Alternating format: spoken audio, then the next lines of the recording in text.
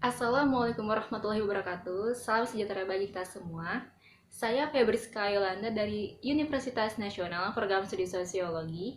Baik, di sini saya ingin mempresentasikan dalam pemaparan dan menganalisa studi kasus mengenai rasisme kasus kematian George Floyd, yaitu adalah seorang pria kulit hitam di Amerika Serikat. Untuk latar belakang di studi kasus ini, kalian tahu nggak sih bahwa Amerika Serikat ini adalah salah satu negara yang banyak dijadikan tolak ukur dan standar dari kehidupan kenegaraan yang ideal. Amerika Serikat merupakan negara multirasial yang dihuni oleh semua ras dari aneka ragam manusia seluruh dunia. Amerika ini mempunyai sejarah kelam mengenai konflik rasial antara orang kulit putih dan orang kulit hitam selama 3 abad lamanya. Kasus yang terjadi terhadap orang kulit hitam di Amerika memang banyak menarik perhatian beberapa peneliti. Mereka terkenal dikarenakan menjadi korban tindakan diskriminatif orang kulit putih terhadap mereka.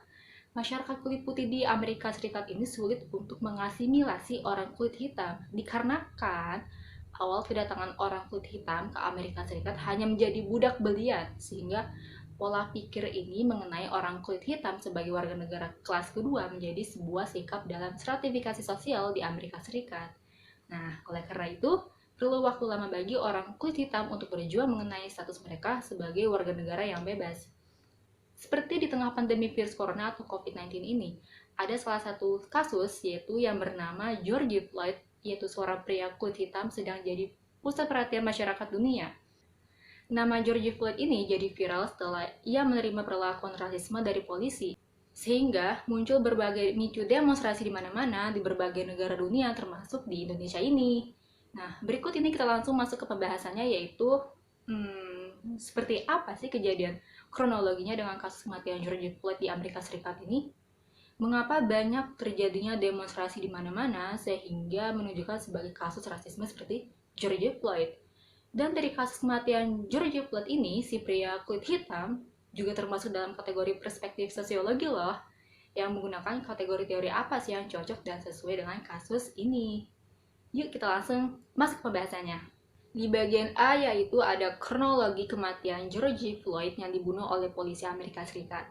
Si George Floyd ini adalah seorang pria kulit hitam berusia 46 tahun yang bekerja sebagai petugas keamanan di sebuah restoran di Minneapolis, Amerika Serikat. Ia ditangkap oleh polisi kota Minneapolis, Amerika Serikat pada tanggal 25 Mei 2020 karena dianggap membeli rokok dengan uang palsu senilai $20 atau setara dengan Rp289.000. Penampakan George Floyd itu terekam dalam sebuah video yang berdurasi 10 menit yang kemudian viral. Dalam video itu, tangan Floyd diborgol dan kemudian dijatuhkan ke aspal oleh polisi kulit putih yang bernama Derek Chauvin, lalu menekan leher si Floyd ini dengan lutut kirinya, sembari memasukkan tangannya ke saku. George Floyd ini merintih kesakitan dan mengaku sulit bernapas. Dia bahkan sempat memanggil ibunya sebelum mati, lemas dan tubuhnya tak lagi responsif setelah berada di posisi tersebut selama 6 menit. Tapi si Chauvin ini yang si polisi itu tidak berdiri sepanjang 8 menit 46 detik. Si Floyd ini hanya diam. Dia bahkan tidak bisa bergerak ketika petugas memintanya untuk bangun dan masuk ke dalam mobil. George Floyd kemudian dibawa ke rumah sakit dan di sana ia dinyatakan meninggal dunia.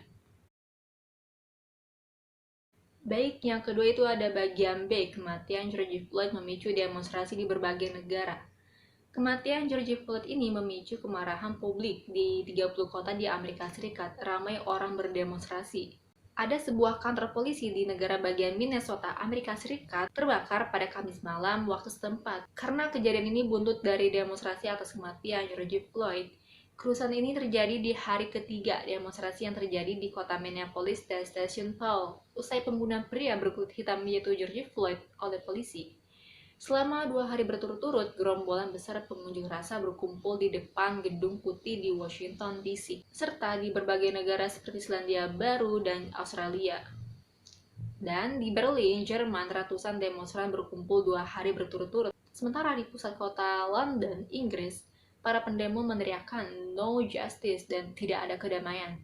Berikut ini adalah 4 mantan polisi yang ikut terlibat dalam kasus pembunuhan George Floyd. Kemudian, 4 polisi yang mengeksekusi George Floyd di depan publik telah dipecat, dan jaksa setempat mengatakan mereka telah memerintahkan FBI atau Federal Bureau of Investigation adalah badan investigasi utama dari Departemen Keadilan Amerika Serikat untuk membantu menyelidiki kasus tersebut.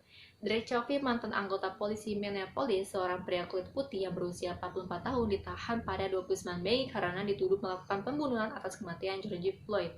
Dan tiga mantan polisi lainnya yaitu Tau Tau, J. Alexander Kueng, dan Thomas Lane semuanya terlibat dalam video penangkapan George Floyd masih dalam penyelidikan. Dan ini adalah rasialisme atau keyakinan ras unggul. Protes terhadap kematian George Floyd tidak hanya terjadi di jalanan Minneapolis, Amerika Serikat. Seruan duka cita dan gelombang protes anti-rasialisme juga terjadi di media sosial dengan tagar #Black Lives Matter digaungkan oleh warganet Twitter yang menolak adanya kekerasan rasial, khususnya terhadap kaum kulit hitam. Sehingga protes ini juga muncul dari Indonesia. Meski tak ada demonstrasi di jalanan, mereka bersuara di media sosial. Di antara sekian banyak protes itu, ada yang mengaitkannya dengan situasi orang-orang Papua yang selama bertahun-tahun mereka juga diperlakukan rasis dan direpresi aparat, bahwa rasisme ini bukan hal baru dan sudah lama jadi masalah untuk orang kulit hitam. Contohnya seperti dalam foto berikut ini, yaitu dari kiri ke kanan ada Foni Blesia, Erlens Magai, Florida Nastegai, dan Teresia Welung. Jadi mereka ini adalah sejumlah mahasiswi Papua yang tengah menempuh studi di luar negeri, mengatakan demonstrasi anti-rasisme, menyusul kematian George Floyd di Amerika Serikat. Perlu dijadikan momentum untuk membuka mata semua pihak bahwa rasisme masih terjadi dan perlu ditangani. Demonstrasi yang mengangkat Black Lives Matter ini diangkat oleh aktivis Papua, termasuk Veronica Koman dengan tagar Papuan Lives Matter, untuk yang disebutnya sebagai membangkitkan kesadaran untuk menghentikan rasisme terhadap orang kulit hitam, termasuk pada masyarakat Papua. Jadi Veronica Koman ini adalah seorang aktivis hak asasi manusia dan pengacara Indonesia yang dikenal sebagai menyebarkan informasi tentang Provinsi Papua dan Papua Barat. Jadi para mahasiswa ini bercerita pengalaman mereka sendiri menghadapi cercaan dan tindakan rasis, baik di Indonesia ataupun di tempat mereka menempuh studi. Selanjutnya yaitu bagian C, kasus George Floyd, seorang pria kulit hitam. Ini termasuk dalam teori stratifikasi sosial dalam perspektif sosiologi.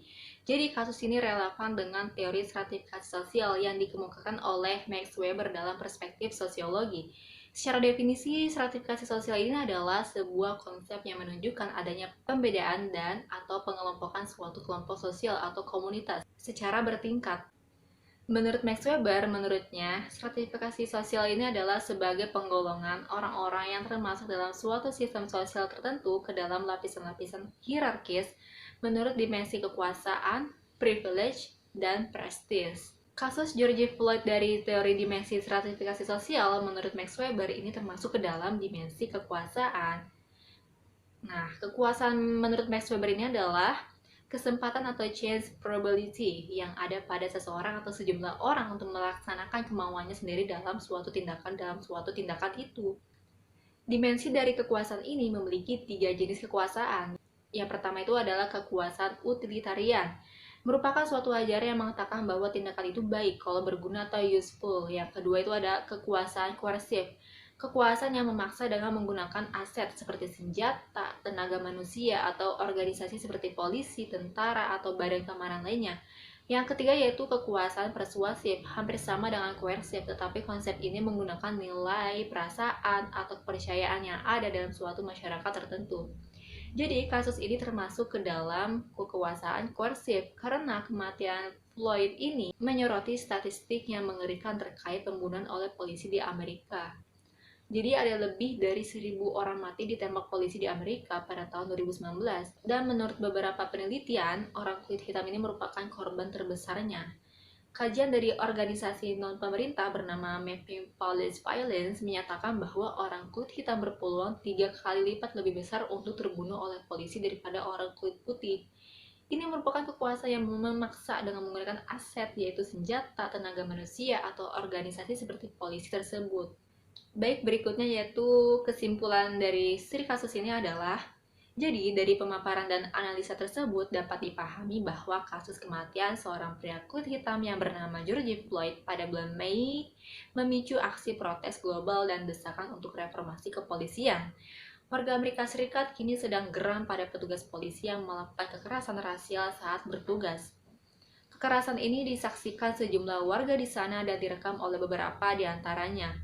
Terlihat jelas ada pelanggaran, insiden ini sontak menimbulkan demonstrasi besar-besaran. Unjuk rasa pun berubah jadi kerusuhan sampai-sampai massa membakar bangunan di sejumlah kawasan. Tak hanya terjadi di Minneapolis, lokasi kejadian, unjuk rasa dan bentrokan telah merembet ke berbagai kota besar lainnya. Aksi kali ini merupakan kombinasi banyak hal termasuk ketimpangan ekonomi, situasi politik yang semakin memanas dalam pemilu, dan cara kepemimpinan Presiden Donald Trump. Dengan hantaman itu, rasisme di Amerika Serikat yang sudah laten itu kemudian muncul ke permukaan dan kematian George Floyd menjadi pemantiknya. Karena orang-orang kulit hitam di Amerika Serikat sering menjadi korban kebrutalan polisi dari tahun ke tahun. Meski demikian, semakin besar gerakan mendukung kesederajatan itu, maka ketakutan orang kulit putih akan privilege-nya direbut pun semakin besar. Kasus kematian George Floyd ini mengundang simpati banyak warga dunia, termasuk di Indonesia ini. Banyak orang menyuarakan protes akibat perlakuan polisi Minneapolis yang dinilai rasis. Manusia ini merupakan makhluk sosial yang memiliki empati tinggi, jadi otomatis menyuarakan hal-hal yang menurutnya tidak adil. Termasuk riwayat merasakan kondisi serupa dengan yang terjadi seperti kasus Georgie membuat masyarakat bisa lebih sensitif, meskipun berada jauh dari tempat kejadian. Jadi, dari sekian banyak kasus yang telah terjadi di mana-mana yang bertentangan dengan ras, suku, agama, etnis, maupun dari kelompok-kelompok yang terpinggirkan, dari sini kita sebagai manusia atau sebagai makhluk sosial pasti pernah akan mengalami hal seperti itu, yang membuat kita pasti akan merasakan atas perbedaan hak dan kewajiban dalam kehidupan sosial, yang diyakini atau yang dijalani itu berbeda dengan yang lain. Salah satunya seperti dari kasus George Floyd ini, yang dirasakan oleh orang lain pun turut berempati dan turut untuk merasakan atas keadilannya. Bahwa yang terjadi itu banyak diperlakukan sebagai rasisme ini terhadap orang yang berkulit hitam. Dan mungkin saat ini masih banyak yang memperlakukan seperti membanding-bandingkan dengan orang lain dari segi fisik luarnya. Ini kalau menurut pendapat saya ini tidak boleh dilakukan. Jadi stop untuk membanding-bandingkan dengan orang lain. Mengapa? Karena seperti yang saya bilang sebelumnya, kita ini sama-sama manusia, sama-sama makhluk sosial. Pasti di antara kita semua orang ingin membutuhkan dapat pertolongan dari orang lain juga. Dan dari negara masing-masing pun pasti punya aturan tersendiri, aturan yang resmi dan berlaku. Kita sebagai warga masyarakat, ya jalanin saja aturan-aturan tersebut di negara masing-masing. Kalau memang aturan resmi yang diperlakukannya seperti itu, ya sudah kita jalani saja dengan baik. Dan yang diperlakukannya atau istilahnya sih sebagai aparat penegak hukum pun harus dengan cara yang baik juga ke kita sebagai rakyatnya. Pastinya harus sama-sama punya keadilan di antara rakyat dengan aparat penegak hukum. Jadi ya biar seimbang aja gitu. Jadi dari sini kita sama-sama belajar berbagi ilmu, pastinya sebagai pembelajaran buat kita semua. Oke, baik, terima kasih banyak yang sudah menonton. Mohon maaf apabila ada salah kata dan kekurangan dari saya, mohon dimaafkan. Semoga presentasi ini bermanfaat buat kita semua.